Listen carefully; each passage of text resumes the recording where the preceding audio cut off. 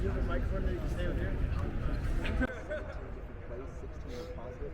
Have you maybe gotten that comfortable with doing the things at the line of scrimmage and being able to kind of have those personal leads? Yeah, I think a lot of it comes down to the two of us, Coach Longo and I, have really spent a lot of time one-on-one, sitting there with the clicker, just going through stuff. And I think when you spend a lot of time with the play caller, it gives you the chance to kind of think like the play caller a little bit. And so being on the same page with him and knowing where his mind's at and where my mind's at kind of allows us to have a really good trust out there. And so I think that that's kind of where you get the result of what you got Saturday. Braedyn, what do you think Mabry's made the biggest strides here, especially since he's elevated into the 2 role? I know they wanted to get him more reps with the 2s and practices, but you and Tyler were going out.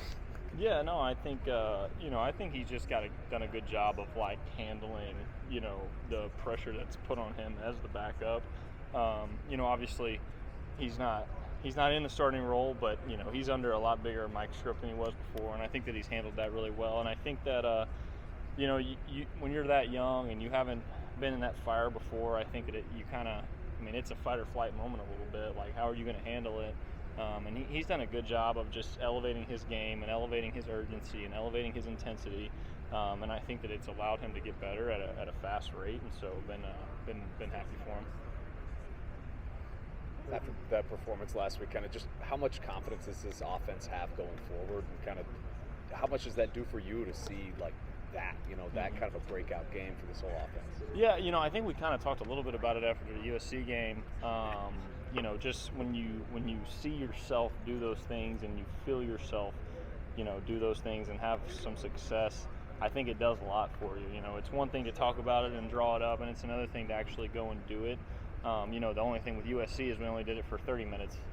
So to put it together for 4 quarters, I'm not saying we didn't make mistakes. I obviously had my 2 turnovers that I got to eliminate, and I'm sure that we made some other mistakes at individual spots or whatever. But I think that our confidence can be elevated and continue to rise because we see ourselves on film doing these things, making these plays, and now it's about consistency. It's about continuing to grow. And it's all about getting a week better each and every week. Coach Longo, one of those things you mentioned, in meetings, you're the guy who everyone knows you got the answer.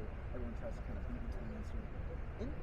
In that room, have you kind of seen yourself grow as a leader, maybe, especially in the last few weeks since you've kind of become the one? I would say yes and no. I think naturally in the QB room, it's kind of a hyper alpha, environment. Everybody kind of wants to be the guy, and it's a very unique dynamic in there because it's a spot that one guy plays, but it's kind of, if you're going to be a quarterback on a team, you have to have some leadership qualities. You have to have the ability to take charge, and so I would say that I've kind of been that way, especially because in January, coming back from last season, I was kind of one of the only guys that really knew what we were all about and kind of what we were doing. And obviously Cole was here, but he was a true freshman last year, and so I don't know that it's changed a ton. But obviously when you're the starter and you're the guy playing, there's kind of a different there's a different outlook, different spotlight put on you.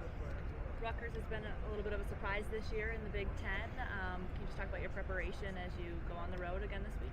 Yeah, no, I honestly don't know how much of a surprise I would say it is to me, just because they returned so much production on defense last year, especially defensively. I haven't studied them offensively, but defensively they just returned a lot of veterans. You look at their 2 deep, and it's nothing but juniors and seniors and 5th-year guys and things like that. And so you kind of expect a veteran group like that to play well and to know their assignments and know the philosophy of what they do.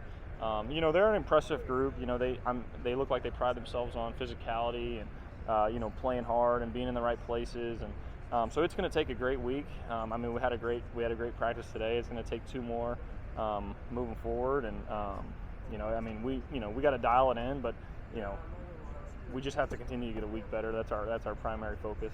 This will arguably be the toughest road environment you faced in your career as a starter. What do you take away from going to Indiana and Illinois last year that maybe you can clean up this time around, just in terms of getting guys on the same page, especially when fans are really into it and all that?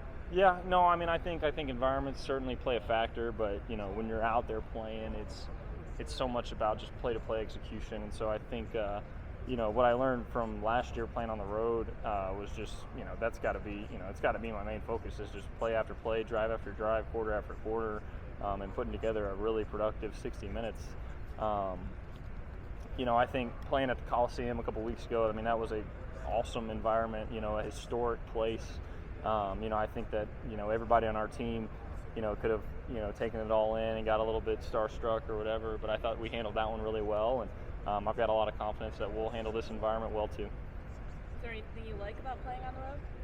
Yeah, no, it's a very unique deal. I love going on the road. You got nothing but each other. There's nobody in the stadium cheering for you, minus your parents maybe. You got nobody but the guys in the locker room, and we say it all the time. All we got is all we need, and that'll be our mentality going into this week. Going back to Saturday, you lose Will, you lose Bryson. A couple of guys stepped up. One of the big ones, CJ Williams. Mm-hmm. You guys connected on that third down, deep in your own territory. Kind of, how did you see him step up this past week, and what do you maybe expect from him if those two can't go this week? Well, I mean, I would tell you guys, CJ's a special player. We have a great relationship.